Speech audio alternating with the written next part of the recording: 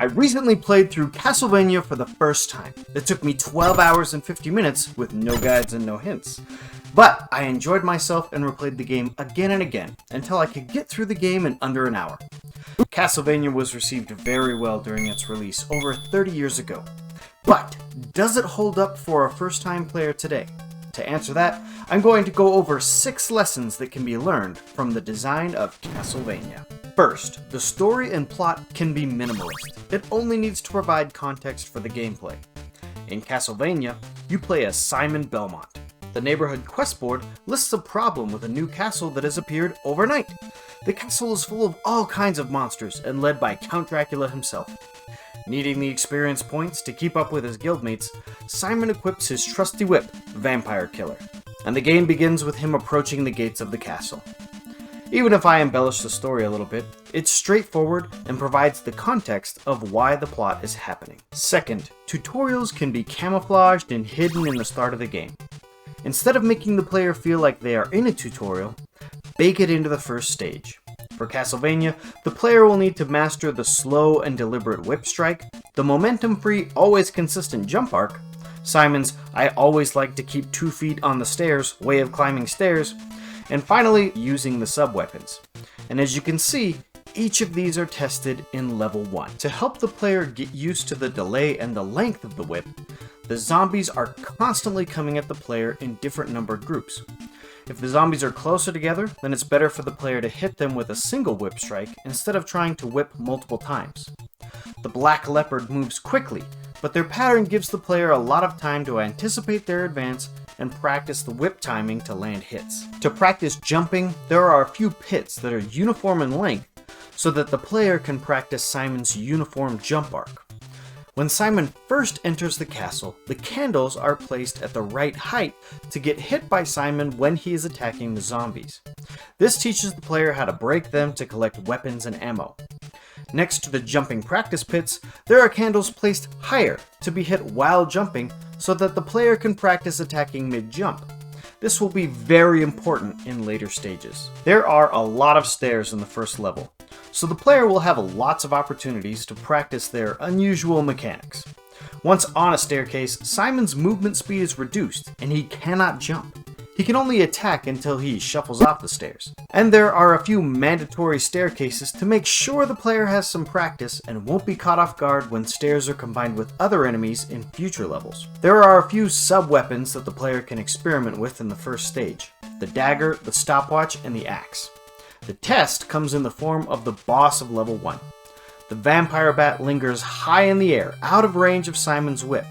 The best way to strike is with the axe. There's even a hidden item here that the player can get to put 2 sub-weapons on the screen at the same time to speed up the fight and get that first victory. Lesson 3, give your bosses interesting patterns. The first few bosses in Castlevania are a bit of a disappointment. The Vampire Bat, Queen Medusa, and the Twin Mummies teach the player to brute force the bosses. This means that the player will just attack as fast as they can with no regard to avoiding damage because they can get an easy win by hitting them faster than they get hit.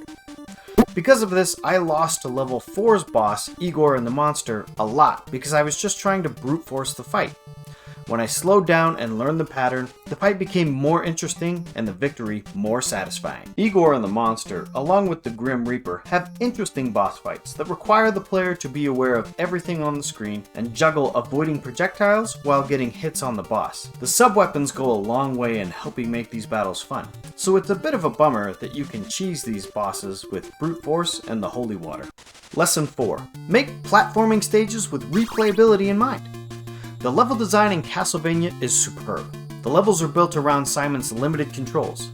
Some surprises are included to catch first-time players off guard, but not so many that the player would need to memorize entire stages. After the player has put in some practice to get familiar with the surprises, there are a lot of hidden secrets and tricks to find on the next attempt, from the hidden wall chicken to the bags of treasure. After the player gets clever, it is super satisfying to use the annoying knockback mechanic to instead skip forward past parts of the stage. Lesson 5. Balance resources and checkpoints. This is a problem in level 5. At the end of the level, Simon must contend with Axe Knights and Medusa heads in this infamous hallway. The best weapon against the Axe Knights is the Holy Water, but that is only available at the very start of the level. There are 2 checkpoints. After the last checkpoint, Simon can only acquire the cross. You can tell that the game wants the player to get to the end with the Holy Water. This is the only stage with no pits, and every enemy in this level is easier to take out with the Holy Water. But the checkpoint system gets in the way, starting Simon in a location that sets the player up for failure. Like I said, the only sub-weapon available past the last checkpoint is the cross. I've beaten level 5 with the cross. It's more difficult. I think in some ways it's more interesting. But the problem is not the cross. The problem is the amount of hearts that are provided to the player if they start from the last checkpoint. Hearts are the ammunition for the sub-weapons. I'm sure that it's possible to finish the level with this limited ammunition, but I haven't been able to do it yet, and I've tried. I always end up getting through level 5 on 1 life, from start to finish, so I have the entire level to gather ammunition so that I'm well prepared to go into that last hallway and the boss fight. After I completed this experiment, some friends took it as a challenge and also streamed their first playthrough of Castlevania, tracking their deaths and the time it took. My friend Art of Mana was able to tackle level 5 from the last checkpoint by employing another strategy that we used a lot back in ye old NES times. When entering the hallway, collect the large heart that counts as 5, then leave the hallway and re-enter it and collect it again. Repeat this until you have enough ammo to take the hallway slowly and still have enough ammunition for the boss fight with death. So I stand corrected, and I have now also beaten level 5 from the last checkpoint. Finally, make a memorable boss fight. I did eventually beat level 5, traverse level 6, and make it to Dracula. Dracula is unique because it's not his pattern that makes him difficult, it's the execution required to beat him. Dracula has 2 forms, each with a very simple pattern. These patterns can be confusing for a first-time player to come up with a strategy against. I had to revise mine a couple of times before I came up with a strategy that worked. It took me a few hours of practice, not on developing the strategy, but on executing it, before I could finally bury the count and sink the castle.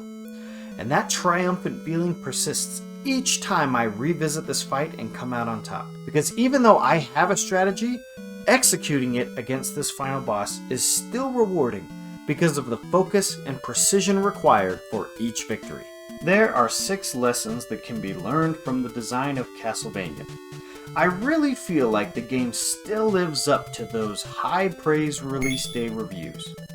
My first playthrough of Castlevania was mostly fun, with some confusing and not very fun parts where I couldn't figure out how to tackle the obstacles in front of me. My subsequent playthroughs were much more fun, because I knew what to do and could focus more on the execution. If you enjoy games with a high difficulty in execution, with a bit of trial and error to keep it spicy, then this game is highly recommended. I've documented all the fun and the less fun parts from my almost 13-hour first playthrough experience, along with interesting statistics like how long it took me to beat each stage and how many times I died on each boss. Check out that video next and bring your own guesses on how many attempts it took me to beat Dracula and the total number of lives lost before I finally rolled the credits.